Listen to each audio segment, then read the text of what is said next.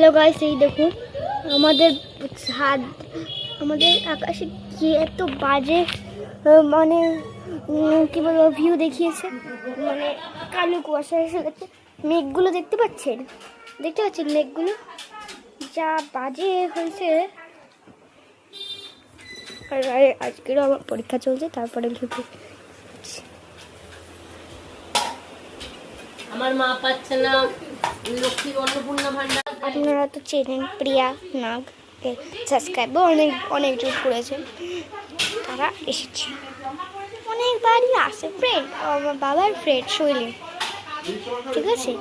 লুকিয়ে চুরিয়ে করছি জানি না মা, তার জন্যই বলছি পরীক্ষা চলে তো ভিডিও বানানো চুপকে করছি।